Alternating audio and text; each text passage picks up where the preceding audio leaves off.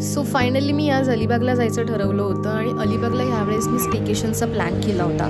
So gateway of इंडियावरून मी अलिबागसाठी बोटीने जायचं ठरवलं होतं. तर मी या फेरीसाठी पहिल्यांदा मी अजांता फेरीने ट्रॅव्हल केलं, जे मला 180 रुपये कॉस्ट पडली. 135 रुपये फेरीचं फेअर आहे आणि टॅक्स वगैरे लागून तुम्हाला 170 और 180पर्यंत पडतं.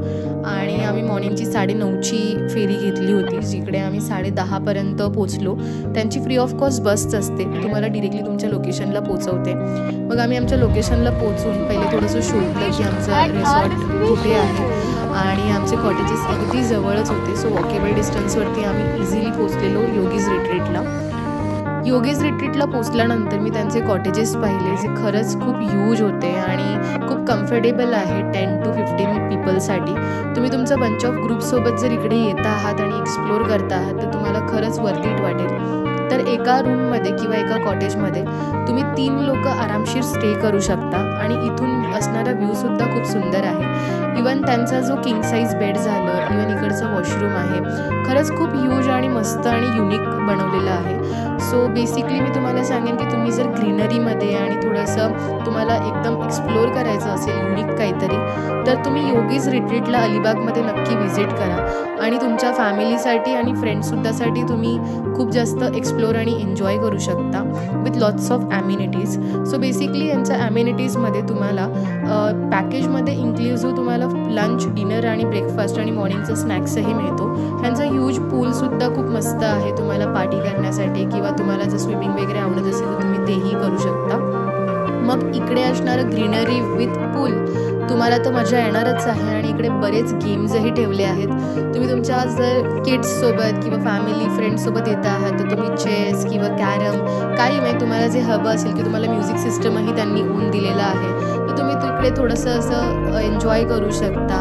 आणि ह्यांचा कॅफेटेरिया किंवा जे लंचसाठी यांनी डायनिंग एरिया बनवलेला आहे तोही खूप सुंदर आहे. मग त्याच लोकेशनच्या जवळच नागाव बीच आहे, अगदी हार्डली 15 ते 20 मिनिटावरती. मग तुम्ही बीचवर एन्जॉय करून आल्यानंतर इव्हिनिंगला यांच्याकडे मोस्टली फिश अवेलेबल असते आणि ते पण अवेलेबिलिटीनुसार तुम्हाला म्हणजे मिळेलच. मग त्यानंतर तुम्ही डिनर करून झाल्यानंतर तुम्ही मस्तपैकी थोडंफार एन्जॉय करू शकता किंवा थोडं नाईट वाईब थोडंसं योगीज रिट्रीटला खूप वेगळी आहे.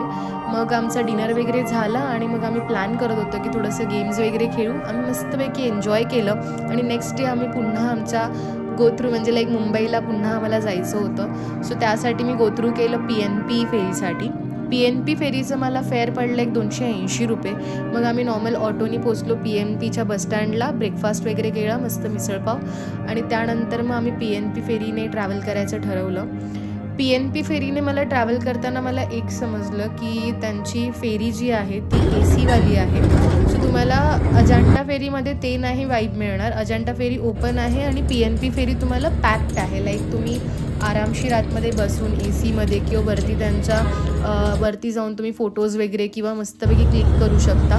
मग आम्हीसुद्धा तेच केलं, तिकीट वगैरे काढलं, थोडंसं आम्ही मांडवा जेटीच्या इकडे मस्तपैकी एन्जॉय केलं आणि बघता बघता आम्ही मग रिसेंटली पुन्हा गेटवे ऑफ इंडियाला पोचलो. पण ह्यामध्ये एक मजा एकच होती की PNP फेरीमध्ये तुम्हाला असं चिप्सचे पॅकेट्स किंवा तुम्हाला असे खूप सुंदर सुंदर बर्ड्स आणि एन्जॉय करायला मिळतं.